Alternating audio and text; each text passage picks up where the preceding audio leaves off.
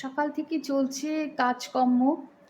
ভীষণ রোদ, এখানে একটু হিউমিডিটি হচ্ছে গতকাল থেকে, কারণ ভারতে নাকি মনসুন এসে গেছে। জেনারেলি জুন মাসের প্রথম দিকেই কেরালা দিয়ে উত্তর পূর্ব মৌসুমি বায়ুটা ঢোকে, শুরু হয়ে যায়। কিন্তু এবার বোধহয় একটু আর্লি হয়েছে। বোম্বে টোম্বে ভীষণ প্লাবিত হচ্ছে। দক্ষিণবঙ্গে মানে খবরে দেখি, এখানে তো মরুভূমি অঞ্চল, এখানে বৃষ্টি বছরে দু একদিন হয়, ভেরি রেয়ার। কিন্তু এখানেও একটু হিউমিডিটি হয়েছে, আকাশে মেঘ আছে, কাজে কাল নাকি খুব ভীষণ অস্বস্তি হচ্ছিল। আমি তো ঘরে থাকি, সারাক্ষণ এসির নিচে থাকি, খা খা করছে রোদ। দেখুন এখানে পাখিদের দিয়েছি, বিস্কিট ছড়িয়ে দিয়েছি, জল দিয়েছি। হাজবেন্ডকে রাজমা দিলাম, রাজমা করে রেখেছিলাম, রুটি দিলাম আর ফল কেটে দিয়েছি, শসা, আঙুর আর কমলা, কমলা লেবু। আমিও খেলাম একটু। তো আমার প্রেশারের ওষুধ টষুধ খেলাম, চাটা খেয়ে তারপর একটু গান প্র্যাকটিস করছিলাম, কারণ এখানে ক্রমাগতই ফাংশন হচ্ছে। সেদিন তো ফাংশন হলো রজনীগন্ধা ফুল তোমার, এই গানটা গাইলাম। এটা আপনারা দেখেছেন আগের ব্লগে। এবার এই জুন মাসে হবে না ফাংশন, কারণ জুন মাসে বাচ্চাদের স্কুল টুল ছুটি থাকে, প্রচণ্ড গরম, অনেকে বেড়াতে যায়। তো জুলাইতে হবে, 26শে জুলাই ডেট দিয়েছে। আমাদের যে লিডার রেশমিজি, উনি ভীষণ তৎপর, ভীষণ স্মার্ট। ওনার বাবা কিন্তু মুমূর্ষ, মরো মানে লিভার একদম সিরোসিস হয়ে গেছে। হ্যাঁ, বয়স 91। এই অবস্থাতে উনি দৌড়ে গেছেন পুনেতে, বাবার কাছে আছেন। ওই অবস্থাতেও উনি পুরোটা কন্ট্রোল করছেন দূরে থেকেও, সমস্তটা পরিচালনা। মানে কোনো প্রশংসা মানে যথেষ্ট নয়। এতদিন কিন্তু উনি আমেরিকাতে ছিলেন, সিয়াটেলে। ওনার দুই ছেলে, ছোট ছেলের দিকের বাচ্চা হয়েছে, বাচ্চাটি কে রাখতে উনি মানে গেলেন, কারণ ছেলের বউ দুজনেই চাকরি করে, তো ওদের অসুবিধে হচ্ছিল। 6 মাস থাকলেন, গত ডিসেম্বর মাসের প্রথমে গিয়েছিলেন, এই জুনে আসতেন। কিন্তু ওনার বাবা হঠাৎ করে ভীষণই অসুস্থ হওয়াতে, তো মরো একদম যে কোনো সময় চলে যাবে এরকম ডাক্তার বলাতে উনি দৌড়ে দৌড়ে এসছেন সিয়াটেল থেকে। এসে কিন্তু বাবার জন্য করছেন, সমস্ত কর্তব্য কিন্তু উনি করেন। তারপরেও উনি কিন্তু সময় বের করে, মানে আমরা যে অনেকে বলি না সময় পাই না, কখন করব, এগুলি আসলে জাস্ট বাজে অজুহাত। মানে রেশমিজিদের দেখে না মানে শিখতে হয়। ওনার অ্যাবসেন্সে আমরা যাই রিহার্সাল করতে, গত শুক্রবারেও গিয়েছিলাম। কি ঝকঝকে বাড়ি ঘর, এত গোছানো। ভদ্রলোকের বয়স, ওনার স্বামী 72, উনিও একদম মানে মেনটেন করছেন, মানে কেউ বলবে না যে বাড়িতে গৃহিণী নেই। আমরাও মনের সুখে গান গাই, খাওয়া দাওয়া নিয়ে যাই, একসাথে ডিনার করি, তারপরে আবার গুছিয়ে টুছিয়ে সমস্ত সাফ টাফ করে সবাই মিলে হাতে হাতে করে তারপর চলে আসি, খুব ভারী মজা হয়। তো আমাদের বিষয় দিয়েছে, যে কথা বলছিলাম, এক কথা বলতে গেলে আরেক কথায় চলে যাই আমি। 26শে জুলাই আমাদের ডেট দিয়েছে ফাংশন হয়েছে হেমা মালিনী, ধর্মেন্দ্র সিনেমা। হেমা মালিনী গাইতে হবে, তারপর এদিকে মারামারি, মানে কোন গান। হেমা মালিনী দেখলাম ডুয়েটই সুন্দর কিছু, কিন্তু খুব হাই ক্লাস গান যে আছে হেমা মালিনী, লতা মঙ্গেশকরের কণ্ঠে, সেরকম কিন্তু হাতে গোনা 4টি থেকে 5টি দেখলাম। যেমন নাম গুম जाए, তারপর जो तूने छू लिया ये मुझे क्या हुआ, खिला गुलाब की तरह मेरा बदन। এই গানটি, এটা সুন্দর। এটা ভেবেছিলাম এটা নেব, কারণ এটার কারাওকেও ভালো পাওয়া গেছে। আমি যেই ভদ্রলোকের কারাওকেতে কমফোর্টেবল, সেই ভদ্রলোকের কারাওকে পাওয়া গেছে। তারপর দেখলাম ওই গানটাও পাওয়া যাচ্ছে, রাজিয়া সুলতানা গানটা। ই দিলে নাদান, ই দিলে নাদান, আরজু ক্যা হে। তারপরে এটার সাথে সাথে এটা লিখে ফেলেছি, আমার তো অস্থিরতা স্বভাব, সাথে সাথে লিখে ফেলেছি। এখন খুব একটা গান, তারপরে দেখি সন্ধ্যাবেলা আরে দুর্ধর্ষ একটা গান ছিল লতাজি, সে মেরে নেয় না, একটু কঠিন, একটু হাই পিচের, কিন্তু এখন আর চেঞ্জ করা যাবে না। এটা গানটা কেউ নেয়নি, কোনো সিঙ্গার এটা গাওয়ার মতো ওই স্ট্যান্ডার্ডের নাও, সত্যি কথা। আমি ট্রাই করতে পারতাম, আমি এটা কখনো গাইবো ঠিকই, তো এটা আমি একটু মেরে নैना सावन भादो, फिर भी मेरा मन প্যাসা মেহবুবা সিনেমার, কিন্তু এর আগে এটা তো লতাজিও গেয়েছেন, কিশোর কুমারও গেয়েছেন। লতাজির যে ভার্সনটা সেটাতে কিন্তু অনেকগুলো টান আছে। ও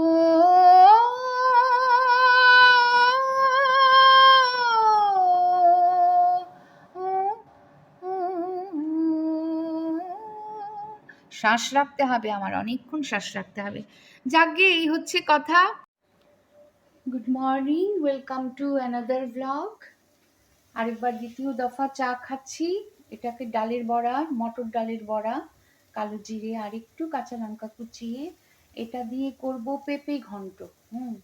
করব যখন, পেঁপে কুড়িয়ে রেখে দিয়েছি, কাঁচা পেঁপে, তার সাথে ছোট ছোট করে টুকরো আলু ভাজা আছে, বাদাম ভেজে রেখে দিয়েছি, কিশমিশ দেব, এখানে কিশমিশ রেডি করে রেখে দিয়েছি, আর ডালের বড়া দেব ঘি গরম মশলা দিয়ে। আমি যখন বানাবো তখন এটা দেখতে থাকুন।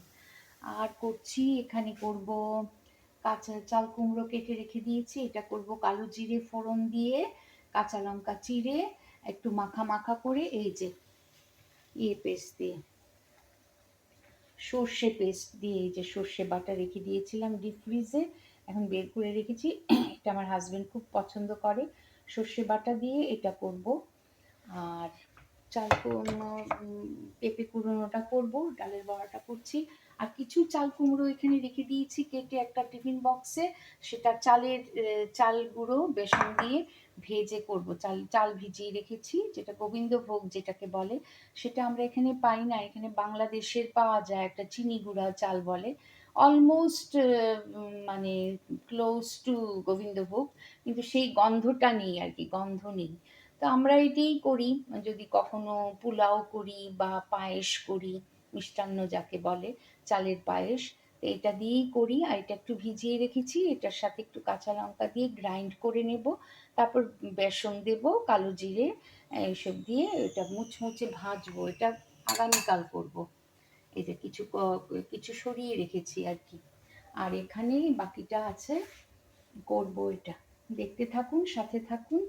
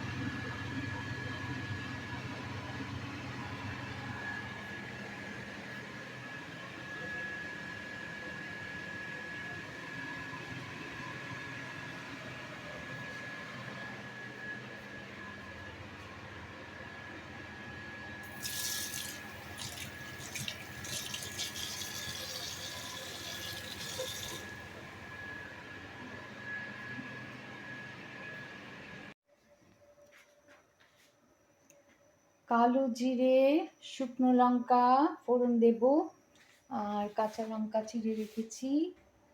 আর এই যে এটা করছি, এখানে আছে সর্ষে বাটা পেস্ট।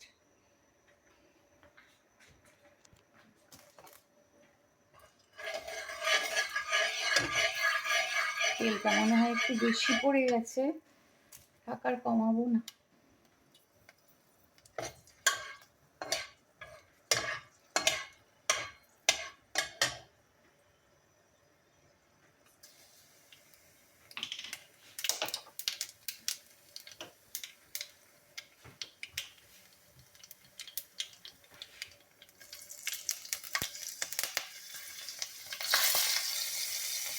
কাঁচা লঙ্কা ফোড়ন দিলাম, একটু ভাজা ভাজা হলে পরে কালো জিরে আর কাঁচা লঙ্কাটা এবার দিয়ে দেবো এটা।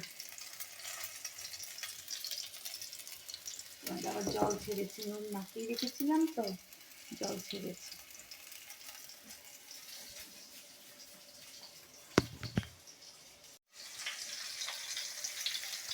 এবার এটা ভাজা ভাজা ঢেকে দেবো, ঢেকে দিয়ে একটু ভাজা ভাজা যখন সেদ্ধ হয়ে যাবে তখন দেবো ইয়েটা সর্ষে বাটাটা। এখন সিমে করে ঢেকে রেখে দেবো।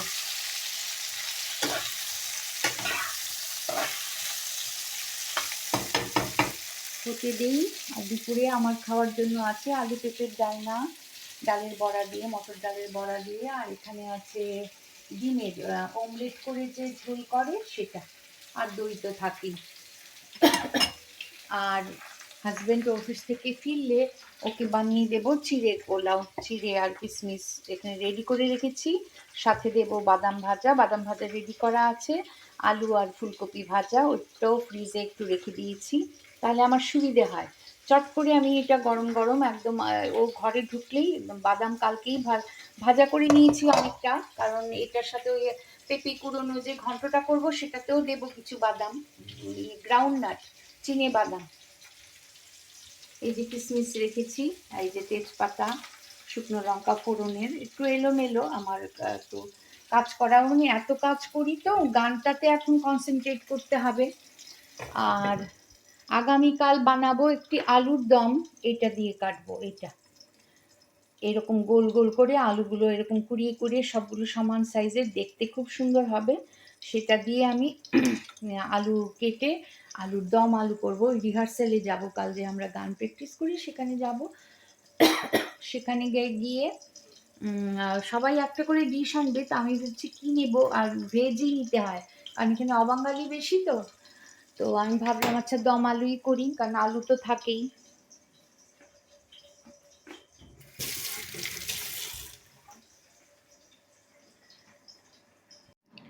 পরশুদিন আমাদের ফাংশনের জন্য প্রস্তুতি নিচ্ছি, ওই গানটা গাইবো। रजनीगंधा फूल तुम्हारे महकी ही जीवन में, यूं ही महकी प्रीति पिया की मेरे अनुरागी वन में।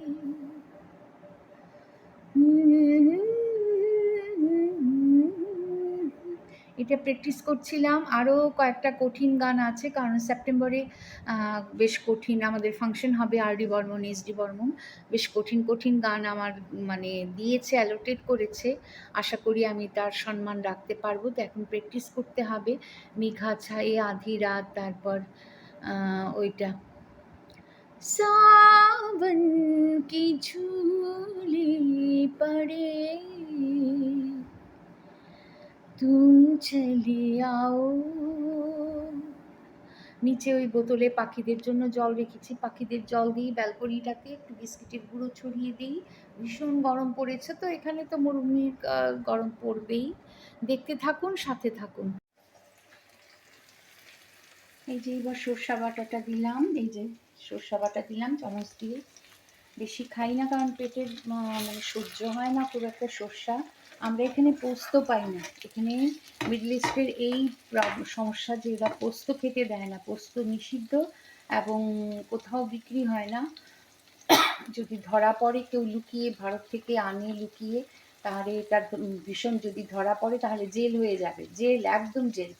আগে কিছু লুকিয়ে বাংলাদেশি কিছু বিক্রি করতো ব্যবসায়ীরা, কিছু ভারতের গুজরাটি ব্যবসায়ীরাও লুকিয়ে বিক্রি করতো, মানে কয়েক বছর, মানে ধরুন 8-9 বছর আগেও পাওয়া যেত লুকিয়ে, কিন্তু এখন একদমই পাওয়া যায় না। পোস্তটা ভীষণই মিস করি বাঙালিদের, বুঝতেই পারছেন পোস্তটা ছাড়া কীরকম লাগে।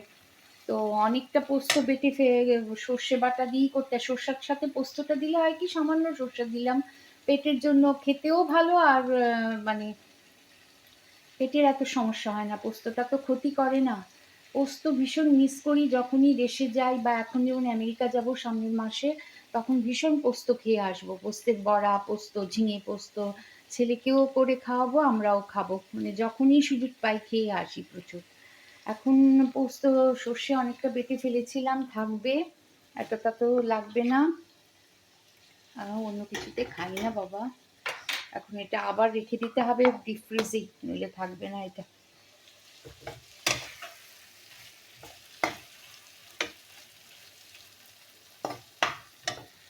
আস্তে আস্তে হোক, একটু ঢেকে দিই।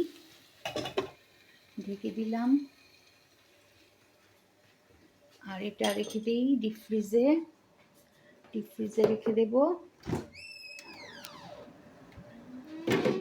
এই যে ডিপ ফ্রিজে রেখে দিয়েছিলাম, এই যে কৌটোটাতে সর্ষে পেস্ট, আমি নিজে বাড়িতে আমি রেডিমেড ব্যবহার করি না।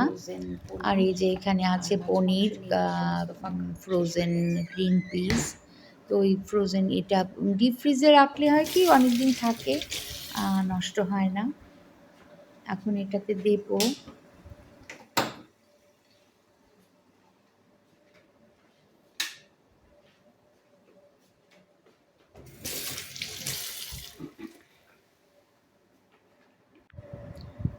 বাস খেতে বসবো। কাঁচা লঙ্কা দিয়ে মুচমুচে চাল কুমড়ো ভাজা, চালের গুঁড়ো দিয়ে করেছি। আর এই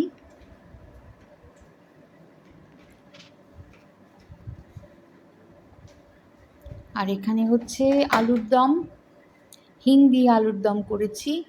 হিং দিয়ে আলুর দম করেছি। করেছি ভিন্ডি ঢেঁড়স এই সর্ষে বাটা দিয়েই। এটা আমরা নিয়ে যাচ্ছি ইয়েতে, আমাদের রিহার্সালে। শুক্রবার আমরা একসাথে খাওয়া দাওয়া করব, রিহার্সাল করে গান টান করে। এই জন্য এগুলো, এটা বাড়ির জন্য না, একটু রেখে দেবো, কারণ আমার হাজব্যান্ড পছন্দ করে ওই হিং দিয়ে আলুর দম। ওকে পরদিন একটু অফিসের জন্য রেখে দিয়েছি।